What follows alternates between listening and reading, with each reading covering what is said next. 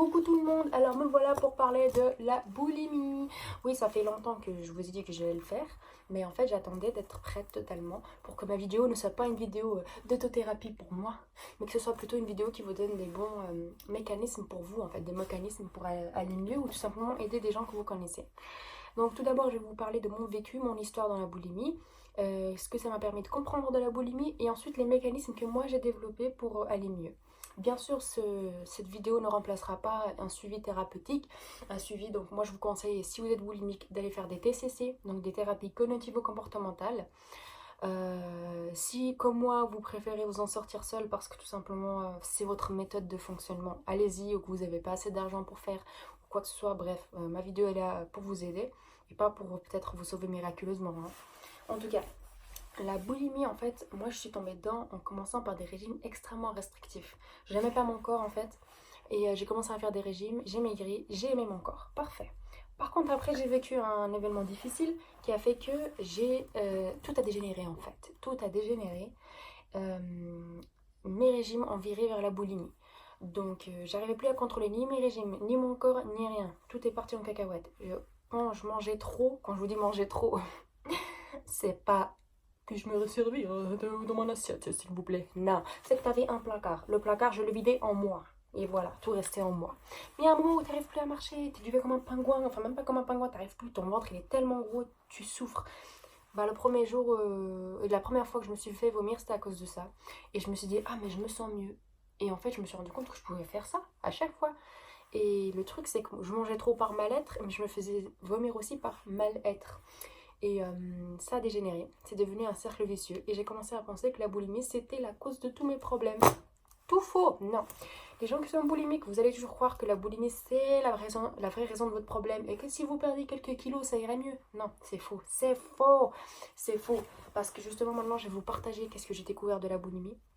La boulimie, ce n'est pas la cause de tes problèmes, c'est un symptôme d'un vrai problème que tu as et qui n'est pas la boulimie. Donc la boulimie, c'est un symptôme psychosomatique. Psycho de ton intérieur et somatique, c'est le corps. Donc c'est ton corps et ton intérieur qui en fait envoient un symptôme mélangé, tu vois. C'est un problème de l'intérieur qui fait réagir ton corps pour te dire je ne vais pas bien. Je vais pas bien, t'as un problème, faut que tu le règles maintenant parce que ça va pas. Et ça, moi, je peux pas t'aider. Je peux juste te dire que ta priorité, c'est le problème que toi seul connais et que tu peux changer. Toi seul peux savoir quelles sont les relations toxiques à couper. Toi seul sais quelle est l'image injuste que tu as de toi-même. Toi seul sais quelle est la chose qui te traumatise, qui fait que tu te sens mal, ce blocage que tu as, dont tu penses que tu ne peux pas sortir. Ton corps te demande de sortir de ça. Et ça, je peux pas t'aider. Tu es la seule personne à savoir. Si tu veux pas traverser ça seule, soit tu t'en remets à quelqu'un de confiance, soit tu peux en fait demander l'aide de professionnels. Ça dépend de comment tu es. Voilà, donc maintenant que tu sais que ta boulimie c'est un symptôme et non la cause de tes problèmes, il faut gérer les symptômes en fait. Et du coup, moi j'ai développé des méthodes pour gérer mon symptôme de boulimie. Parce que oui, à un moment, la boulimie c'est peut-être pas le problème, mais quand ça devient un cercle vicieux, ça devient un problème en soi. C'est pas le problème, mais lui aussi il devient un problème qui te fait souffrir. Et donc pour aller mieux et pour gérer un peu ma boulimie, j'ai développé des mécanismes, des méthodes de compensation physique, alimentaire et ensuite liées à l'image de soi. Donc commençons par la méthode de compensation physique. Déjà, je me suis rendu compte que quand je me faisais vomir, en fait, c'était une méthode de compensation. Ça veut dire que j'ai trop mangé, je dois éliminer pour pas grossir ou parce que je me sens mal, alors je me fais vomir. Mais sauf que se faire vomir, c'est extrêmement mauvais. Ça te tue de l'intérieur, mais en fait, je rigole pas, c'est très grave, hein, c'est vraiment grave. Vous pouvez aller voir les effets que ça vous fait. Ça te brûle là, tu peux faire fondre tes dents si c'est à long terme, tu gonfles en fait. Moi j'avais même gonflé des joues, ça peut s'infecter et plus tard tu développes des maladies. Bref, moi j'attends encore ça. Euh, dans les méthodes physiques, je me suis dit, je mange trop, je ne veux pas me faire vomir, alors je vais faire beaucoup de sport. Quand je dis beaucoup de sport, c'était peut-être 2-3 heures par jour. Donc je faisais tous mes déplacements à vélo, 1 heure de kickboxing, après j'ai rajouté 1 heure de fitness ou bien 1 heure d'un autre art martial. Et ça calmait ma voix à l'intérieur qui me disait vomi, vomi, vomi. Donc je me suis posée, règle 1, je ne me fais pas vomir. Quoi qu'il arrive, j'accepte mes crises qui sont un symptôme et pas le cause de mes problèmes et je vais éliminer autrement. En fait, ça oblige ton cerveau à développer un autre mécanisme de compensation. Et du coup, ben, J'ai fait ça et ça m'avait aidé. Après, ça suffisait pas le sport, donc j'ai développé les méthodes de compensation alimentaire. Donc je dirais qu'il y en a 3. Première, c'est le thé. Je buvais 1,5 litre de thé minimum par jour, peut-être plus. Quand j'avais pas le temps, je le préparais le soir, mais c'était mieux en fait le matin parce que c'était chaud et du coup ça te cale, ça te fait sentir bien. Y a des mélanges de thé qui font en sorte qu'en fait, tu absorbes pas le glucide en trop, donc les sucres en trop, et tu n'absorbes pas le gras en trop, mais en plus, ça fait sortir de ton corps le gras et le sucre en trop. Ça te donne de l'énergie, en fait, ça te réveille, ça te met de bonne humeur. Franchement, c'était un très bon mélange de thé. Vous mets un exemple assez explosif en lien, c'était le mien.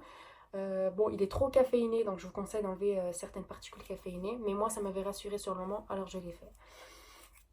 Deuxième méthode, c'est de mettre en fait 2 épices dans mes aliments. Dans les aliments salés, je mettais du curcuma et dans les aliments sucrés, je mettais de la cannelle.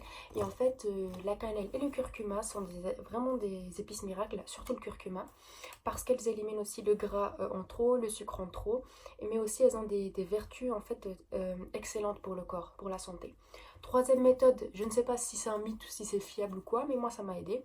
Et en fait, c'est le... Comment on dit déjà? Ah oui, en fait, elle mangeait des aliments à calories négatives.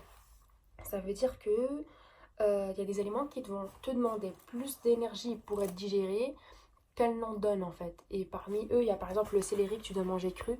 Je crois que c'était certains légumes à manger cru, tu vois. Et je ne sais pas si c'est vrai, mais moi ça me rassurait. Le but c'était de me rassurer de l'intérieur, de me détendre, de me dire c'est bon, vomis pas. Donc accepte tes crises, tu dois être dans l'acceptation. Ensuite, bah, là, c'était les méthodes alimentaires, on met de côté. Une troisième qui est liée à l'image de soi. Moi, personnellement, dans les réseaux sociaux, je suivais des nanas, en fait, les fit girls un peu, qui étaient supposées me motiver au sport, mais en fait, elles faisaient que montrer leur corps, tu vois. Du coup, moi, je me sentais mal. Je me sentais pas comme elles, j'étais moche. Et j'ai fini par me désabonner. Donc, quand je vous dis image de soi, c'est que tu te désabonnes des gens qui te font regretter d'être qui tu es, tout simplement. Va suivre plutôt des personnes qui vont te faire aimer ton corps, même si ces personnes ont un corps différent.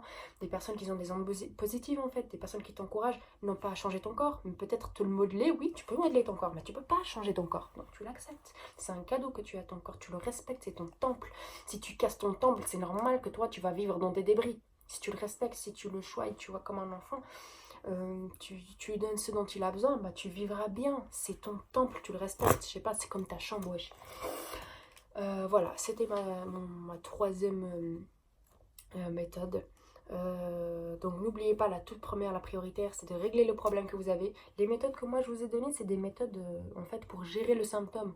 Comme quand tu as la fièvre, le vrai problème généralement c'est pas la fièvre, c'est un mal que tu as en toi. Mais on te donne quand même des symptômes pour baisser la fièvre. C'est exactement la même chose. Là je t'ai donné 2-3 méthodes pour en fait gérer la boulimie. Pour comprendre en fait les personnes aussi qui sont boulimiques, si vous en avez dans votre entourage, sachez que ça se contrôle pas, hein. La boulimie c'est vraiment un symptôme comme la fièvre où tu peux pas contrôler sur le moment et tu dois vraiment régler le problème de base pour que ça s'en aille. Si tu as dans ton entourage quelqu'un qui est boulimique, alors la meilleure chose à faire c'est tout simplement la douceur et la compréhension, et essaye de casser cette personne parce qu'elle est déjà démolie, hein. Ça je peux te le dire, alors à un point. Donc voilà, donnez-lui de l'amour, donnez-lui de l'affection, de l'attention, de la douceur, ça va l'aider à s'en sortir, et de la compréhension. Et tu t'engueules pas quelqu'un qui a la fièvre. Voilà, c'est la même chose avec la boulimie. Moi, il y a encore un truc qui m'a aidé, mais je vais pas vous le conseiller parce que moi, ça s'est fait dans un cadre religieux. C'était le fait de jeûner. En fait, moi, je jeûne pendant le mois de Ramadan. Normalement, t'es pas obligé quand t'es malade. Mais moi, personnellement, une fois sur deux, ça m'avait aidé. Donc voilà, au cas où, hein. C'est tout pour moi. J'espère que bon, c'était une longue vidéo, mais pour un sujet important. J'espère que c'était clair, que ça a aidé. Et puis, ben voilà. Donc, je vous envoie plein d'appareils cardiovasculaires. Mouah. Et puis, bah, à une prochaine si j'ai pas la flemme.